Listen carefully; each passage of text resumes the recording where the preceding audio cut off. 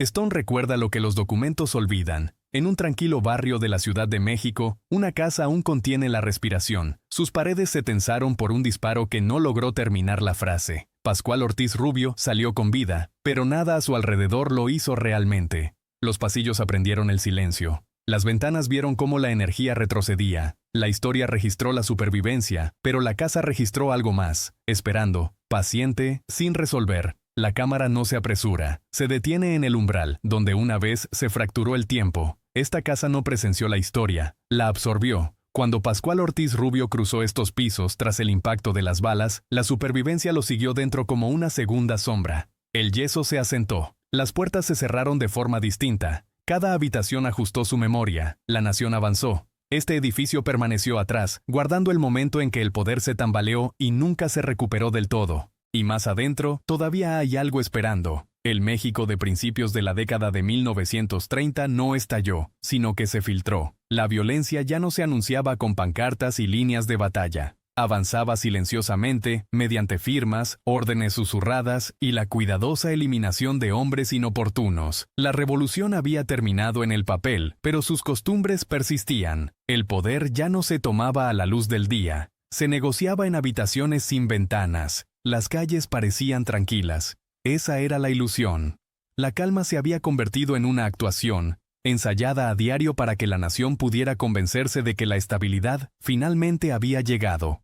Pero bajo la superficie, las lealtades eran provisionales, y la supervivencia dependía de interpretar el silencio con la misma atención que el discurso.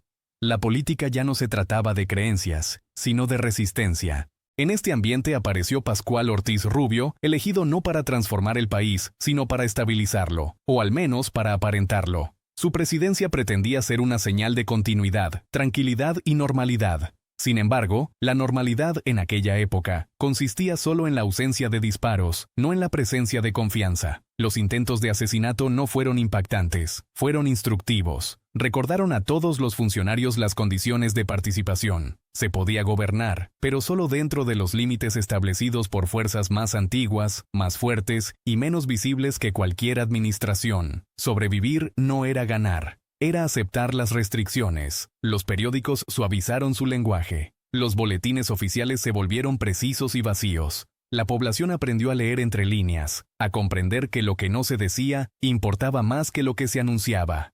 Una nación se acostumbró a vivir con verdades a medias. Este era el México que rodeaba la casa. Más allá de sus muros, funcionaban los ministerios, circulaban los tranvías, los cafés se llenaban. En el interior, el miedo se instalaba en la arquitectura. El edificio no necesitaba guardias para comprender el peligro. Se construyó dentro de él. Cada ventana enmarcaba un país que intentaba parecer estable mientras contenía la respiración. Lo que siguió no sería un colapso repentino, sino algo más insidioso. Una lenta y deliberada reducción del espacio, político, personal y psicológico. Y a medida que la nación aprendió a desangrarse lentamente, la Cámara comenzó a comprender su papel. Porque pronto, la supervivencia misma se volvería sospechosa. No llegó como un conquistador. Pascual Ortiz Rubio ascendió en la política como suelen hacerlo los hombres cuidadosos, evitando el espectáculo, sobreviviendo a los cambios que eclipsaban a figuras más prominentes. Su ascenso se presentó como moderación, como razón tras el agotamiento. Para un país cansado de la agitación, parecía estable, manejable, seguro. Pero la seguridad, en esta era, nunca fue neutral. El ascenso de Ortiz Rubio fue inseparable de la maquinaria que lo elevó. El poder ya no coronaba héroes, seleccionaba custodios, hombres que ocuparían cargos sin perturbar la arquitectura que los sostenía. Su elección prometía continuidad, pero nunca se especificó con claridad para quién. En público, hablaba de reconstrucción y orden. En privado, su autoridad llegaba prenegociada. La Cámara aprendió esto antes que la nación. Los documentos de la época describen recepciones celebradas con una calidez controlada, conversaciones medidas al minuto, habitaciones dispuestas para sugerir apertura pero con acceso restringido. Incluso antes del tiroteo, la residencia funcionaba menos como un hogar que como un amortiguador, un espacio diseñado para absorber la presión antes de que alcanzara al hombre que estaba dentro. Los muros eran gruesos, los pasillos indirectos. La arquitectura reflejaba la política, nada se movía en línea recta. Ortiz Rubio entendía la moderación, entendía que la supervivencia dependía de interpretar el ambiente, de ceder terreno sin dar la impresión de retroceder. Sin embargo, cada concesión reducía el futuro. Cada compromiso enseñaba a sus adversarios qué podía hacerse a continuación. El poder, una vez compartido invisiblemente, rara vez se devuelve voluntariamente. Para el público parecía sereno. Las fotografías muestran a un presidente erguido, controlado, enmarcado por banderas y piedras. Pero las fotografías atenúan la tensión. No pueden registrar las pausas entre decisiones, las noches pasadas escuchando el tráfico lejano, preguntándose qué silencio importaba más. La casa lo vio cambiar. Sus pasos se ralentizaron, sus rutinas se endurecieron. Las ventanas que antes dejaban entrar la luz, ahora dejaban entrar el riesgo. Los guardias se multiplicaron no porque aumentara el peligro, sino porque la confianza se disolvió.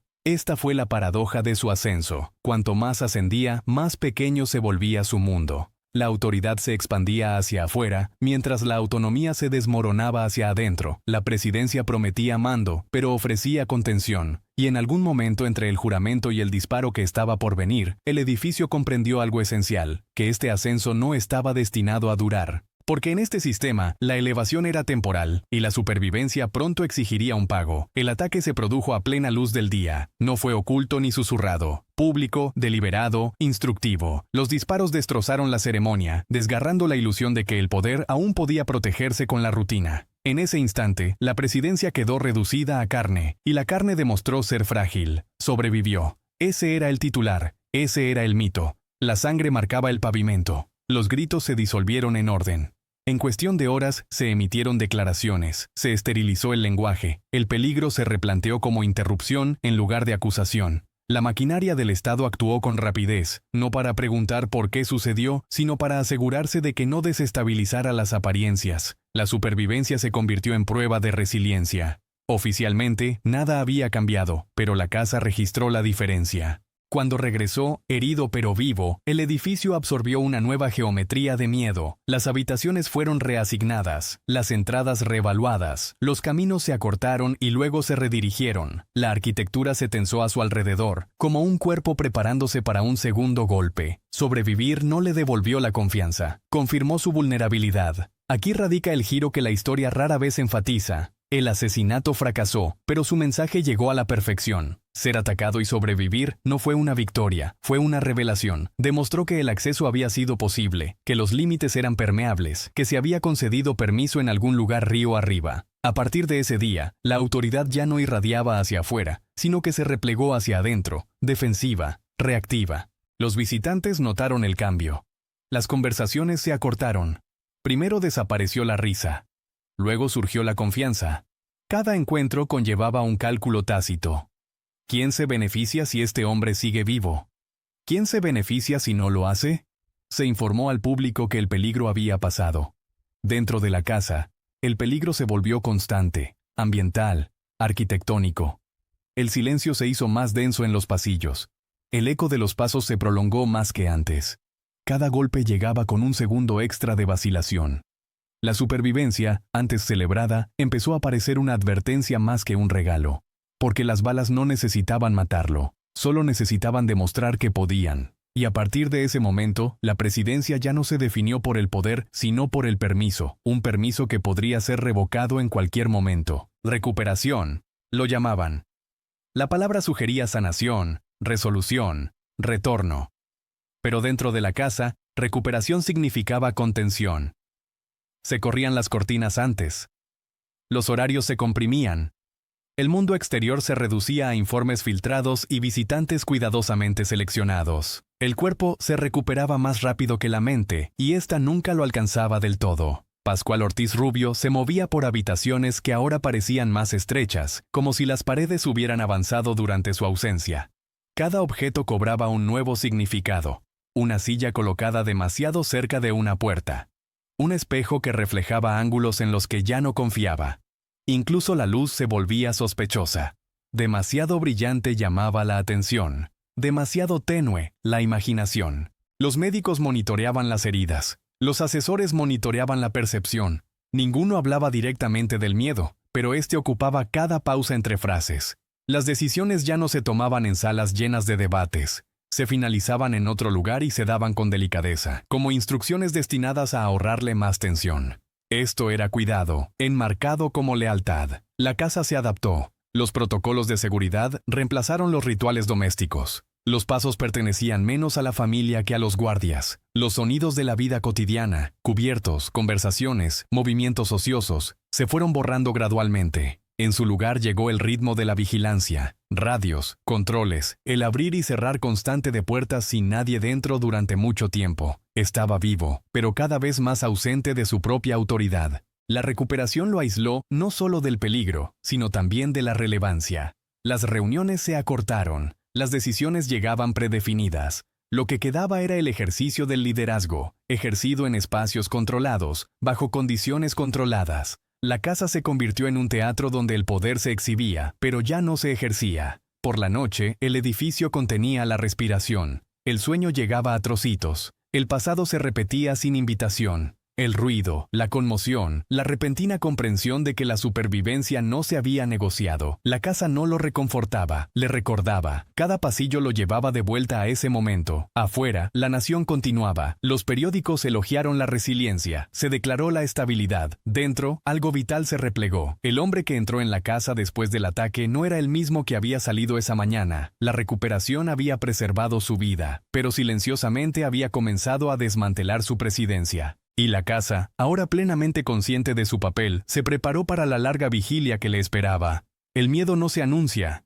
reorganiza el espacio. Dentro de la casa, las habitaciones que antes eran para la comodidad fueron reasignadas discretamente a la vigilancia. Una sala de estar se convirtió en un puesto de control. Un estudio, en un puesto de escucha.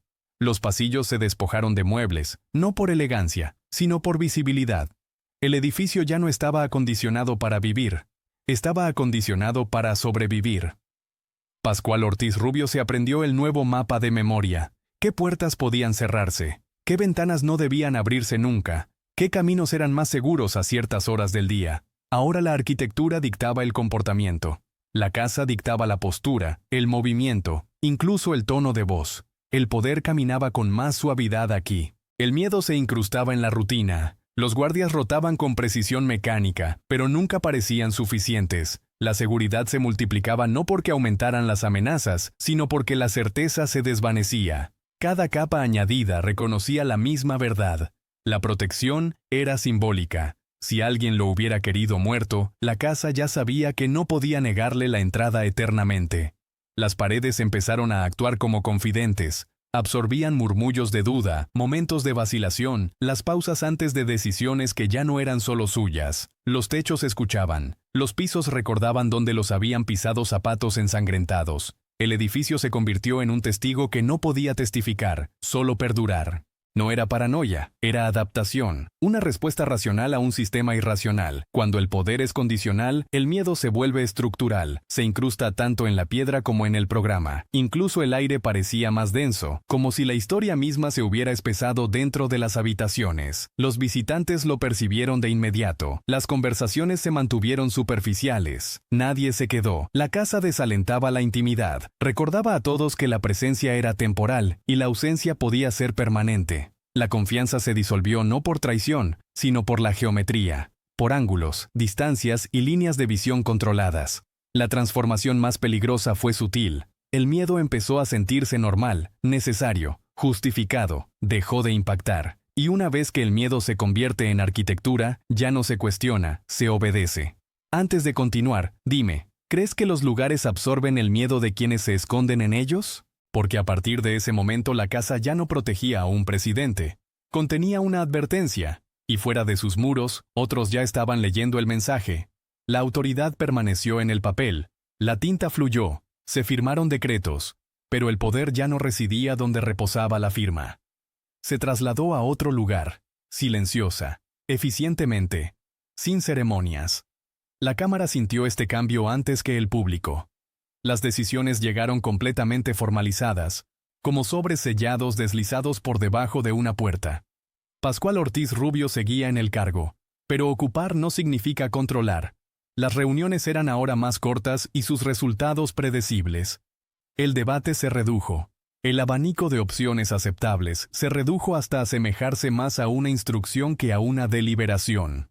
Su función se volvió procedimental, necesaria para la legitimidad, innecesaria para la dirección. El edificio reflejó esta erosión. Los espacios que antes se usaban para debatir quedaron en silencio. Las sillas permanecieron dispuestas como esperando voces que nunca llegaron. Los papeles se acumularon en escritorios sin huellas dactilares. Los rituales de gobierno continuaron, pero fueron vaciados, realizados para la continuidad en lugar de la consecuencia. Fuerzas externas, sin nombre ni registro, comenzaron a definir los límites de su presidencia, no mediante amenazas, sino por omisión. Las propuestas se estancaron, las iniciativas se desvanecieron en la niebla administrativa. Lo que no se podía negar abiertamente se retrasó discretamente hasta que dejó de importar. El poder no lo confrontaba, lo ignoraba. La casa lo vio adaptarse. Hablaba menos en las reuniones, escuchaba más. La supervivencia requería ser consciente de lo que no debía cuestionar. Aprendió a interpretar expresiones, silencios, el ritmo. La autoridad se convirtió en un ejercicio de moderación.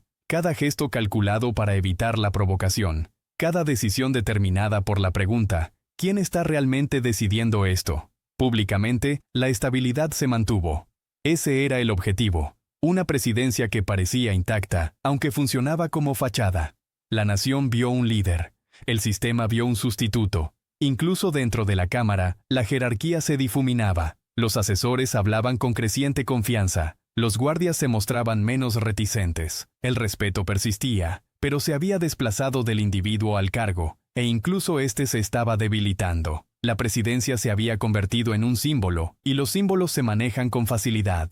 Lo que quedaba era la resistencia, mantenerse vivo, estar presente, mantener la ilusión de que sobrevivir equivalía a gobernar, pero la casa lo sabía mejor. Había visto cómo el poder se retiraba a los rincones, dejando atrás solo su eco. Y los ecos, por muy fuertes que sean, acaban por desvanecerse. Al principio, la supervivencia se había presentado como una fortaleza. Prueba de resiliencia. Prueba de que el orden aún se mantenía. Pero el tiempo alteró la interpretación. Lo que antes inspiraba tranquilidad comenzó a provocar razonamientos. En sistemas políticos basados en la fuerza, la supervivencia sin represalias plantea interrogantes. ¿Por qué seguía vivo? Dentro de la casa, esta pregunta permanecía tácita pero omnipresente. Pascual Ortiz Rubio comprendía el peligro de la ambigüedad. En otra época, la supervivencia habría exigido respuestas.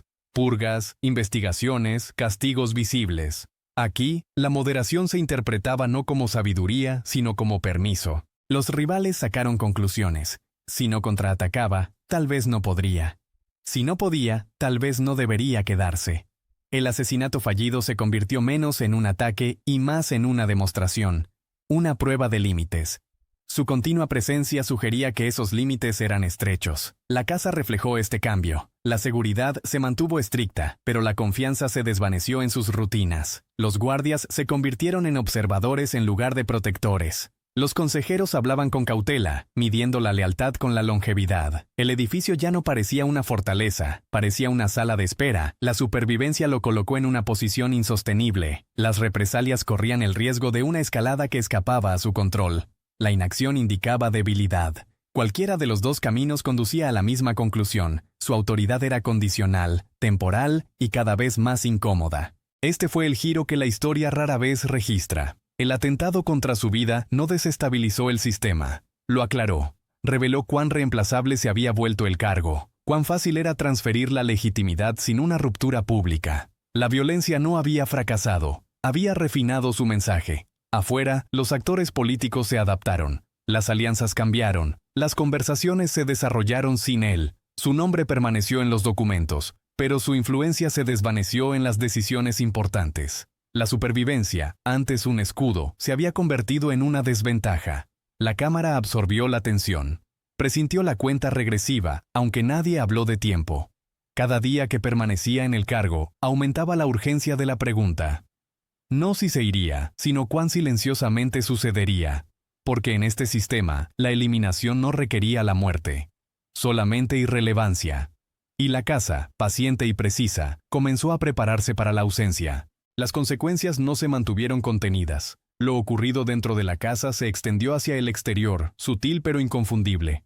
Una nación puede percibir la vacilación en su liderazgo como un organismo percibe el desequilibrio, instintivamente, antes de que aparezcan las pruebas. La confianza pública no se derrumbó, se debilitó. Las decisiones se ralentizaron. Los ministerios esperaron más tiempo una orden que nunca llegó del todo. Los líderes regionales pusieron a prueba los límites, descubriendo que la aplicación de la ley llegaba tarde, si es que llegaba. La autoridad aún existía, pero se hacía eco en lugar de ordenar. Pascual Ortiz Rubio permaneció visible, fotografiado, citado.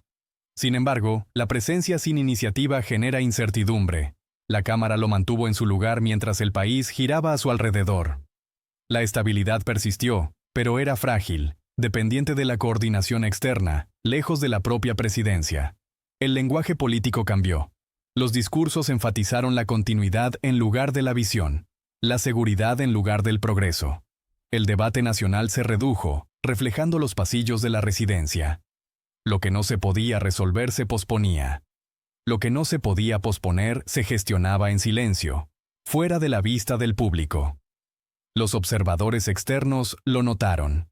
Los diplomáticos ajustaron sus expectativas. Los aliados hablaron con intermediarios en lugar de con el funcionario. La señal fue sutil pero devastadora. La presidencia ya no era el principal centro de poder. Dentro de la casa, este conocimiento pesaba mucho. Las reuniones concluían sin conclusiones. Los documentos circulaban sin urgencia. Incluso las crisis llegaban atenuadas, desprovistas de inmediatez, como si el sistema ya no confiara en la respuesta decisiva del centro. Antes de continuar, consideremos lo siguiente. ¿Puede una nación sentir cuando su líder ya se está retirando, incluso si nadie lo anuncia? Porque la retirada no siempre implica retroceso. A veces, simplemente deja de avanzar, y el estancamiento, en política, es contagioso. La casa permaneció inalterada, pero su propósito había cambiado. Ya no era un centro de mando, era un espacio de contención, preservando las apariencias mientras la autoridad se redistribuía en otros lugares. Los ecos más allá de sus muros se hicieron más fuertes. Y pronto seguiría el silencio. La historia prefiere el papel, confía más en la tinta que en la memoria, pero los documentos son testigos selectivos. Registran lo permitido, no lo que se siente. En el caso de Pascual Ortiz Rubio, los archivos hablan con serenidad. Se emitieron órdenes, se firmaron leyes, se celebraron reuniones, se preservó la continuidad. Sobre el papel, la presidencia parece intacta. La casa cuenta una historia diferente. Los registros oficiales omiten la vacilación. No pueden registrar las pausas antes de tomar decisiones, las conversaciones que nunca llegaron a transcribirse, las directivas redireccionadas antes de llegar. Las acciones más importantes de esta presidencia ocurrieron precisamente donde la documentación escasea, entre reuniones, a puerta cerrada, en acuerdos nunca plasmados por escrito. Los informes de la época enfatizan la recuperación, la estabilidad y la cooperación. Evitan el lenguaje del miedo, la dependencia y la erosión. No hay columna para la autoridad disminuida. No hay formulario para vetos silenciosos impuestos desde fuera. La burocracia funcionó a la perfección, porque había aprendido a funcionar sin su figura decorativa. Dentro de la casa, los papeles se acumulaban sin urgencia. Los expedientes se revisaban, se sellaban y se devolvían.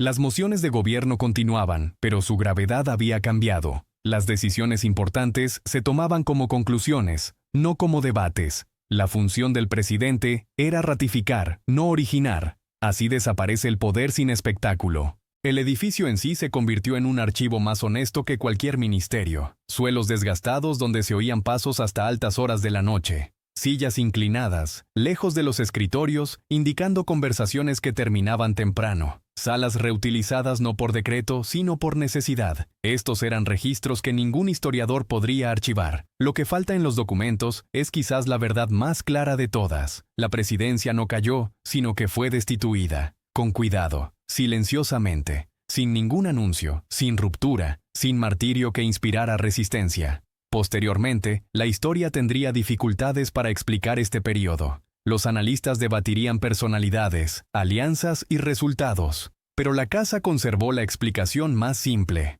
La autoridad se había reubicado, y el papeleo simplemente siguió su curso, porque el papel puede reivindicar la continuidad. Pero los muros recuerdan el abandono. Y la casa, llena de documentos que contaban solo la mitad de la historia, esperaba el momento en que la omisión finalmente se volviera innegable. Para entonces, la vigilancia ya no necesitaba ser visible, se daba por sentado. La casa funcionaba como si siempre estuviera siendo observada, por aliados, por rivales, por fuerzas que no necesitaban nombre. Cada decisión pasaba por una audiencia imaginaria antes de ser pronunciada. Pascual Ortiz Rubio se adaptó en consecuencia. Sus movimientos se volvieron sobrios. Sus palabras, precisas, contenidas, desprovistas de significado innecesario. Incluso la soledad parecía vigilada. En sistemas como este, la privacidad no se elimina, sino que se vuelve irrelevante. La casa soportaba el peso de esta conciencia. Las puertas se cerraban suavemente, no para ocultar, sino para indicar su misión. Los guardias se quedaban no para proteger, sino para estar presentes. El silencio del edificio ya no era pacífico, era atento, como si las propias paredes estuvieran escuchando, esperando algún paso en falso. Esta observación constante produjo un tipo particular de fatiga, no física, sino existencial. Cuando cada acción es vigilada, la intención se erosiona. ¿Por qué decidir con audacia cuando la audacia conlleva consecuencias? ¿Por qué resistir cuando la resistencia solo aclara la oposición? La supervivencia requería invisibilidad, incluso en el centro del poder. Las conversaciones se volvieron abstractas, los consejos, hipotéticos. El lenguaje se suavizó hasta que su significado se disolvió. La presidencia ya no era una plataforma, sino una cámara de presión. Cuanto más tiempo se permanecía dentro, más se comprimía la identidad. La casa reflejaba esta compresión. Las habitaciones parecían más pequeñas, los techos más bajos. Incluso la luz entraba con cautela, filtrándose a través de capas de seguridad y expectativa. Nada aquí invitaba a la expansión, solo a la resistencia. Lo único que quedaba era esperar. Esperar una señal, un permiso, un final que no implicara violencia, pero que aún así prometiera liberación. Los ojos que observaban no se apresuraron. Habían aprendido a tener paciencia.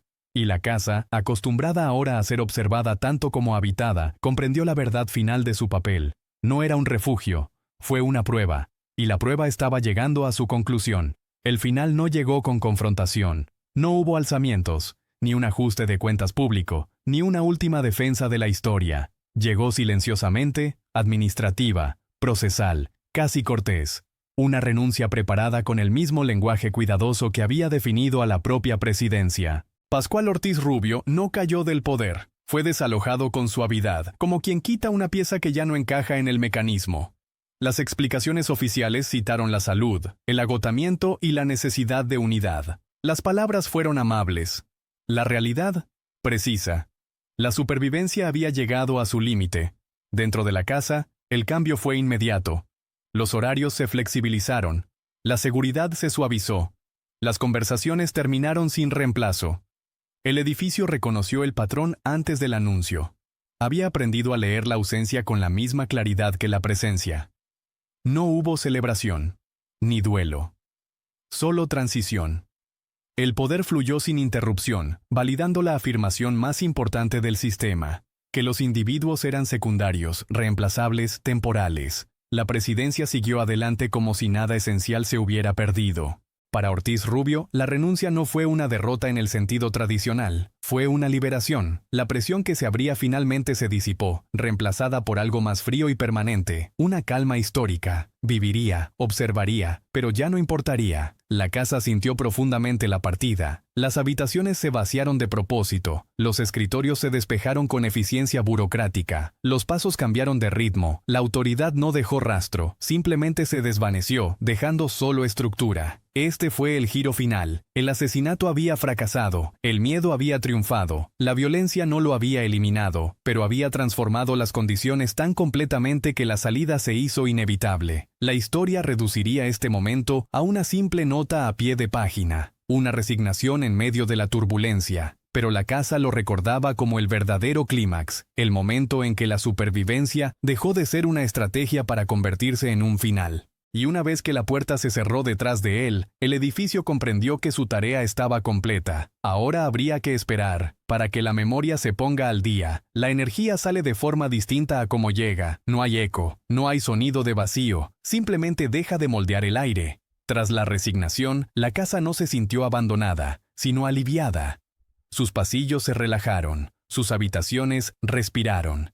La presión que una vez había disciplinado cada rincón se disolvió en algo más silencioso, más pesado.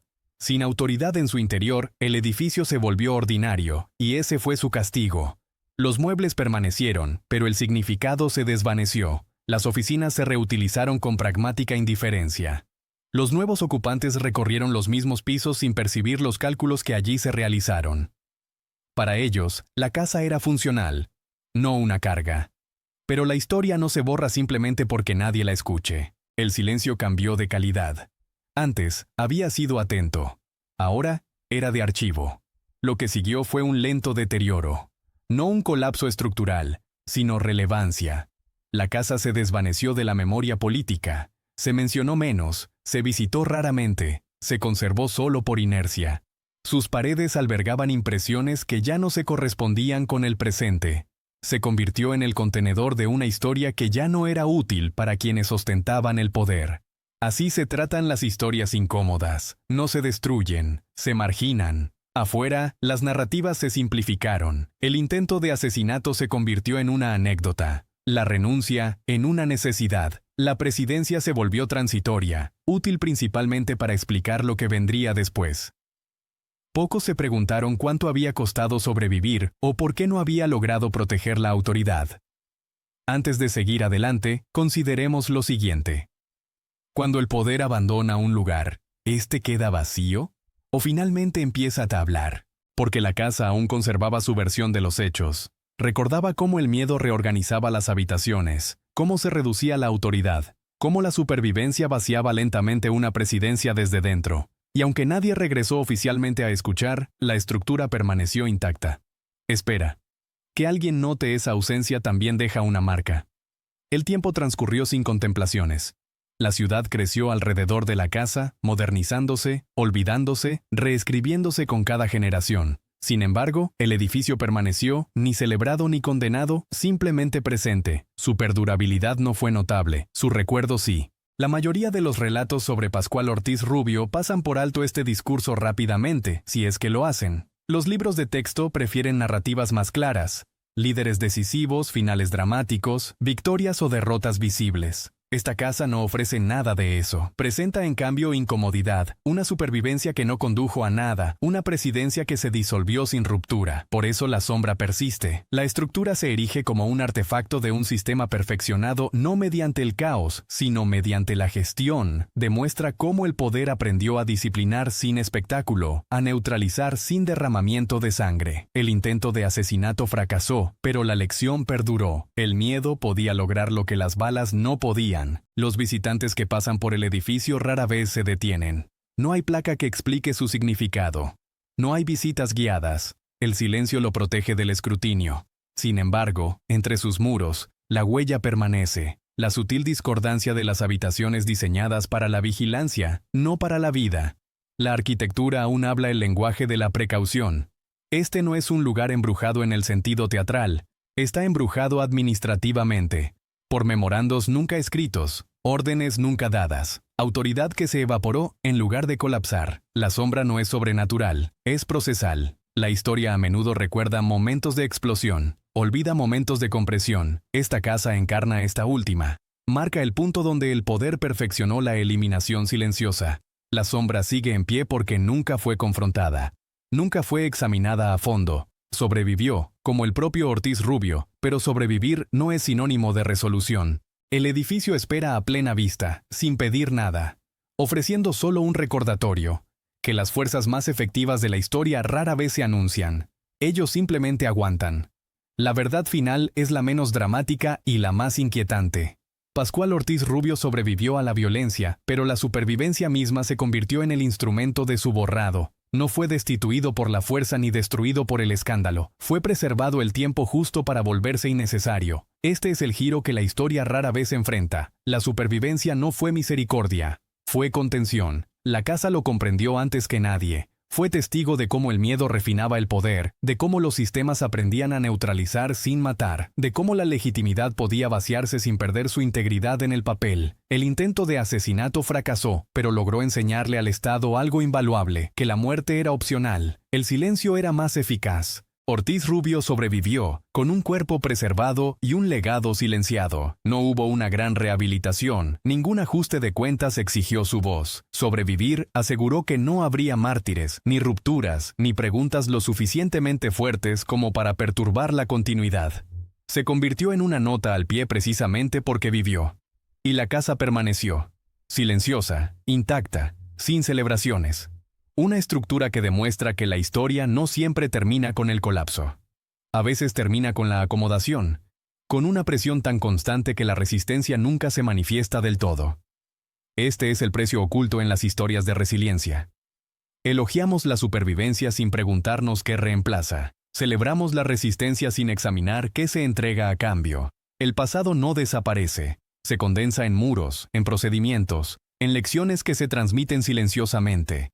La casa sigue en pie porque su obra se completó con éxito. Así que la pregunta persiste, sin resolver e incómoda. Cuando el poder te permite vivir, ¿qué espera que dejes a cambio?